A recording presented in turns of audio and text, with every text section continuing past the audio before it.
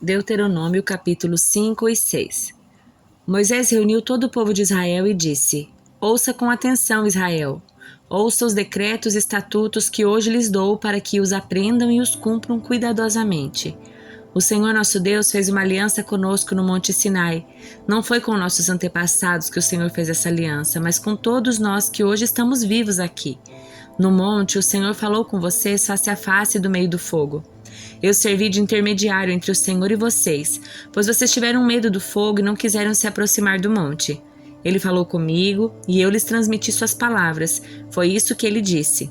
Eu sou o Senhor, seu Deus, que os libertou da terra do Egito, onde você era escravo. Não tenha outros deuses além de mim. Não faça para si espécie alguma de ídolo ou imagens de qualquer coisa no céu, na terra ou no mar. Não se curve diante deles, nem os adore, pois eu, Senhor seu Deus, sou um Deus zeloso. Trago as consequências do pecado dos pais sobre os filhos até a 3ª e 4ª geração dos que me rejeitam, mas demonstro amor por até 1000 gerações dos que me amam e obedecem os meus mandamentos. Não usem o nome do Senhor, seu Deus, de forma indevida. O Senhor não deixará impune quem usar o nome dele de forma indevida. Lembre-se de guardar o sábado, fazendo dele um dia consagrado, conforme o Senhor seu Deus lhe ordenou. Você tem 6 dias na semana para fazer os trabalhos habituais, mas o 7º dia é o sábado do Senhor seu Deus. Nesse dia, ninguém em sua casa fará trabalho algum. Nem você, nem seus filhos e filhas, nem seus servos e servas, nem seus bois, jumentos e outros animais, nem os estrangeiros que vivem entre vocês. Todos os seus servos e servas devem descansar com você. Lembre-se de que você era escravo no Egito e o Senhor seu Deus o tirou de lá com mão forte e braço poderoso. Por isso, o Senhor seu Deus ordenou que você guarde o sábado.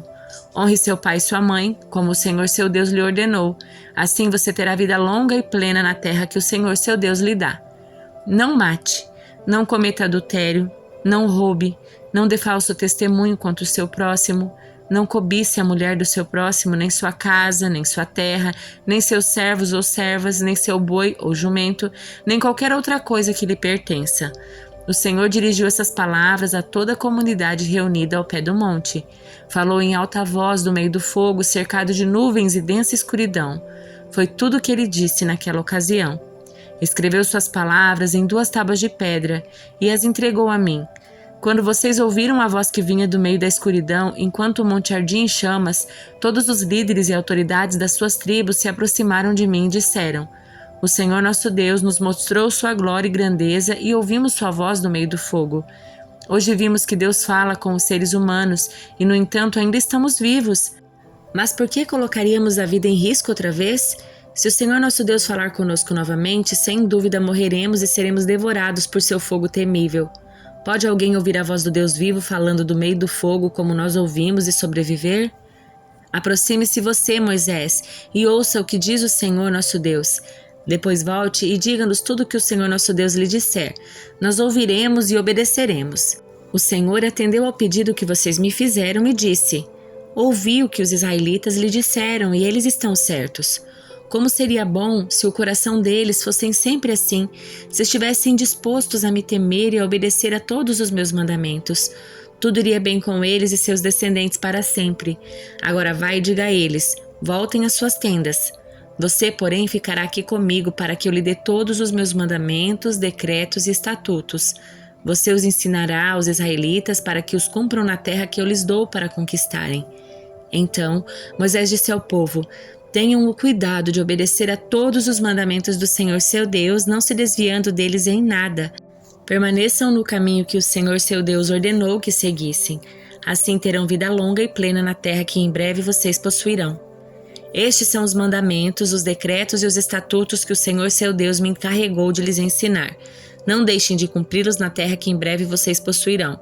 Vocês, seus filhos e netos, temerão ao Senhor seu Deus enquanto viverem. Se obedecerem a todos os seus decretos e mandamentos, desfrutarão de vida longa. Ouça com atenção, Israel, e tenham cuidado de obedecer. Então tudo irá bem com vocês e terão muitos filhos na terra que produz leite e mel com fartura, exatamente como lhe prometeu o Senhor, o Deus dos seus antepassados. Ouça, Israel, o Senhor nosso Deus, o Senhor é único. Ame o Senhor seu Deus de todo o seu coração, de toda a sua alma, de toda a sua força. Guarde sempre no coração as palavras que hoje eu lhe dou. Repita-as com frequência a seus filhos. Converse a respeito delas quando estiver em casa e quando estiver caminhando, quando se deitar, quando se levantar. Amarre-as às mãos e prenda-as à testa como lembrança. Escreva-as nos batentes da porta da sua casa e em seus portões. Em breve o Senhor seu Deus os conduzirá à terra que ele jurou dar a seus antepassados, Abraão, Isaque e Jacó. É uma terra com cidades grandes e prósperas que vocês não construíram. As casas estarão cheias de bens que vocês não produziram. Vocês tirarão água de cisternas que não cavaram e comerão os frutos de vinhedos e oliveiras que não plantaram. Quando tiverem comido até se fartarem nessa terra, cuidem para não se esquecerem do Senhor que os libertou da escravidão na terra do Egito. Temam o Senhor seu Deus e sirvam a Ele. Quando fizerem um juramento, jurem somente pelo nome dele. Não sigam nenhum dos seus deuses das nações vizinhas, pois o Senhor seu Deus que vive entre vocês é Deus zeloso. Se o fizerem, a ira do Senhor seu Deus se acenderá contra vocês, e ele os eliminará da face da terra. Não ponham à prova o Senhor seu Deus como fizeram quando se queixaram em Massá. Obedeçam cuidadosamente aos mandamentos do Senhor seu Deus, bem como a todos os preceitos e decretos que ele vos dá. Façam o que é certo e bom aos olhos do Senhor, para que tudo vá bem com vocês e tomem posse da boa terra em que vão entrar, a terra que o Senhor prometeu sob juramento a seus antepassados. Vocês expulsarão todos os inimigos que vivem nela, como o Senhor disse que fariam. No futuro, seus filhos lhe perguntarão: o que significam esses preceitos, decretos e estatutos que o Senhor nosso Deus lhes deu? Então vocês lhes dirão: éramos escravos de Faraó no Egito, mas o Senhor nos tirou de lá com sua mão forte. O Senhor realizou sinais e maravilhas diante dos nossos olhos e enviou castigos terríveis sobre o Egito, o Faraó e todo o seu povo. Ele nos tirou do Egito para nos dar esta terra que ele havia prometido sob juramento a nossos antepassados. E o Senhor ordenou que cumpramos todos esses decretos e temamos o Senhor nosso Deus, para que ele sempre nos abençoe e preserve a nossa vida como tem feito até hoje. Pois a nossa justiça estará em obedecermos cuidadosamente aos mandamentos que o Senhor nosso Deus nos ordenou. Livro de Jó, capítulo 9. Então Jó falou novamente: sim, eu sei que tudo isso é verdade de modo geral, mas como alguém pode ser inocente aos olhos de Deus? Se uma pessoa quisesse levar Deus ao tribunal, acaso poderia lhe responder uma vez em 1000? Pois Deus é muito sábio e poderoso. Quem alguma vez o enfrentou e saiu vencedor? Ele move montanhas sem dar aviso e em sua ira as põe abaixo. Sacode a terra do seu lugar e faz tremer seus alicerces. Se ele ordena, o sol não nasce e as estrelas não brilham. Ele sozinho estendeu os céus e marcha sobre as ondas do mar. Criou todas as estrelas, a Ursa e o Órion, as Pleiades e as constelações do sul. Ele faz grandes coisas, maravilhosas demais para entender, e realiza milagres incontáveis. Quando se aproxima de mim, não posso vê-lo, mas quando passa, não percebo sua presença. Se ele toma a força, quem o fará devolver?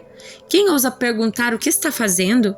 E Deus não refreia sua ira, até os monstros marinhos são esmagados sob seus pés. Quem sou eu então para tentar responder a Deus ou mesmo argumentar com Ele? Ainda que fosse inocente, seria incapaz de me defender. Poderia apenas implorar por misericórdia ao meu juiz. E mesmo que eu o chamasse e ele me respondesse, não acredito que me daria atenção, pois ele me ataca como uma tempestade e sem motivo me fere repetidas vezes. Não permite que eu recupere o fôlego, mas enche a minha vida de amargura. Se é uma questão de força, ele é o forte. Se é uma questão de justiça, quem ousa levá-lo ao tribunal? Embora eu seja inocente, minha própria boca me declaria culpado. Embora eu seja íntegro, ele provaria que sou perverso. Sou íntegro, mas isso não faz diferença para mim. Desprezo minha vida. Íntegro ou perverso é tudo a mesma coisa, por isso digo: ele destrói tanto o íntegro como o perverso. Quando uma praga vem repentinamente, ele ri da morte dos inocentes. A terra está nas mãos dos perversos e ele cega os olhos dos juízes. Se não é Deus quem faz isso, então quem é? Minha vida corre mais depressa que um atleta, foge sem jamais ver a alegria, desaparece como um barco veloz de papiro, como a águia que se lança sobre a presa. Se eu decidisse esquecer minhas queixas, deixar de lado a tristeza e exibir um rosto alegre, ainda assim temeria todos os meus sofrimentos, pois sei, ó Deus, que não me consideras inocente. Não importa o que aconteça, serei considerado culpado. Então de que adianta continuar lutando? Mesmo que eu me lave com sabão e limpe as mãos com soda, tu me lançarás num poço de lodo todo e até minhas roupas terão nojo de mim. Deus não é ser humano como eu. Não posso discutir com ele nem levá-lo ao tribunal. Se ao menos houvesse um mediador entre nós, alguém que nos aproximasse um do outro, ele afastaria de mim o castigo de Deus e eu já não viveria aterrorizado. Então falaria com ele sem medo, mas sozinho não consigo fazê-lo. Evangelho de João, capítulo 12. 6 dias antes de começar a Páscoa, Jesus chegou a Betânia, onde morava Lázaro, o homem a quem ele havia ressuscitado dos mortos. Prepararam um jantar em homenagem a Jesus. Marta servia, Lázaro estava à mesa com ele. Então Maria pegou um frasco de perfume caro feito de essência de óleo aromático, ungiu com ele os pés de Jesus e os enxugou com os cabelos. A casa se encheu com a fragrância do perfume. Mas Judas Iscariotes, o discípulo que em breve trairia Jesus, disse: "Este perfume valia 300 moedas de prata. Deveria ter sido vendido e o dinheiro dado aos pobres." Não que ele se importasse com os pobres, na verdade era ladrão e, como responsável pelo dinheiro dos discípulos, muitas vezes roubava uma parte para si. Jesus respondeu: "Deixe-a em paz. Ela fez isso como preparação para o meu sepultamento. Vocês sempre terão os pobres em seu meio, mas nem sempre terão a mim." Quando o povo soube da chegada de Jesus, correu para vê-lo e também a Lázaro, a quem Jesus havia ressuscitado dos mortos. Então, os principais sacerdotes decidiram matar também Lázaro, pois por causa dele, muitos do povo os haviam abandonado e criam em Jesus. No dia seguinte, correu pela cidade a notícia de que Jesus estava a caminho de Jerusalém. Uma grande multidão de visitantes que tinham vindo para a Páscoa tomou ramos de palmeiras e saiu ao seu encontro, gritando: "Hosana, bendito é o que vem em nome do Senhor, bendito é o Rei de Israel." Jesus conseguiu um jumentinho e montou nele, cumprindo a profecia que dizia: "Não tenha medo, povo de Sião. Vejam, seu rei se aproxima montado num jumentinho." Seus discípulos não entenderam naquele momento que se tratava do cumprimento de uma profecia. Depois que Jesus foi glorificado, porém, eles se lembraram do que havia acontecido e perceberam que era a respeito dele que essas coisas tinham sido escritas. Muitos tinham visto quando Jesus mandou Lázaro sair do túmulo e o ressuscitou dos mortos, e contavam esse fato a outros. Destes, muitos saíram ao encontro de Jesus porque tinham ouvido falar desse sinal. Então os fariseus disseram uns aos outros: "Não podemos fazer nada. Vejam, todo mundo segue." Alguns gregos que tinham vindo a Jerusalém para adorar durante a Páscoa procuraram Filipe, que era de Betsaida, da Galiléia, e lhe disseram: "Por favor, gostaríamos de ver Jesus." Filipe falou a seu respeito com André, e os dois foram juntos falar com Jesus.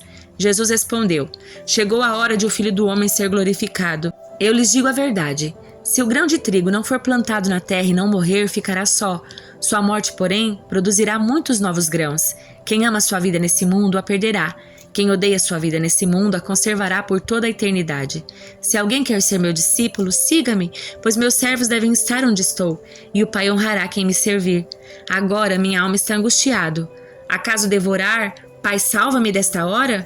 Mas foi exatamente por esse motivo que eu vim. Pai, glorifica teu nome." Então uma voz falou do céu: "Eu já glorifiquei meu nome e o farei novamente em breve." Quando a multidão ouviu a voz, alguns pensaram que era um trovão, enquanto outros afirmaram que um anjo havia falado com ele. Então Jesus lhe disse: "A voz foi por causa de vocês e não por minha causa. Chegou a hora de julgar o mundo. Agora o governante deste mundo será expulso. E quando eu for levantado da terra, atrairei todos a mim." Ele disse isso para indicar como morreria. A multidão disse: "Entendemos pelas Escrituras que o Cristo viveria para sempre. Como pode dizer que o Filho do Homem morrerá? Afinal, quem é esse Filho do Homem?"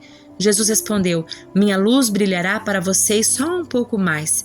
Andem na luz enquanto podem, para que a escuridão não os pegue de surpresa. Quem anda na escuridão não consegue ver aonde vai. Creiam na luz enquanto ainda há tempo. Desse modo vocês se tornarão filhos da luz." Depois de dizer essas coisas, Jesus foi embora e se ocultou deles. Apesar de todos os sinais que Jesus havia realizado, não creram nele. Aconteceu conforme o profeta Isaías tinha dito: "Senhor, quem creu em nossa mensagem? A quem o Senhor revelou seu braço forte?" Mas o povo não podia crer, pois como Isaías também disse: "O Senhor cegou seus olhos e endureceu seu coração para que os seus olhos não vejam e seu coração não entenda, e não se voltem para mim nem permitam que eu os cure." As palavras de Isaías referiam-se a Jesus, pois viu sua glória e falou sobre ele. Ainda assim, muitos creram em Jesus, incluindo alguns dos líderes judeus. Eles, porém, não declararam sua fé abertamente por medo de que os fariseus os expulsassem da sinagoga. Amaram a aprovação das pessoas mais que a aprovação de Deus. Jesus disse em alta voz às multidões: Se vocês creem em mim, não creem apenas em mim, mas também naquele que me enviou. Pois quando vem a mim, vem aquele que me enviou. Eu vim como luz para brilhar neste mundo, a fim de que todo aquele que crê em mim não permaneça na escuridão. Não julgarei aqueles que me ouvem, mas não me obedecem, pois vim para salvar o mundo e não para julgá-lo. Mas todos que me rejeitam e desprezam minha mensagem serão julgados no dia do julgamento pela verdade que tenho falado. Não falam com minha própria autoridade. O Pai que me enviou me ordenou o que dizer. E eu sei que o mandamento dele conduz à vida eterna, por isso digo tudo o que o Pai me mandou dizer.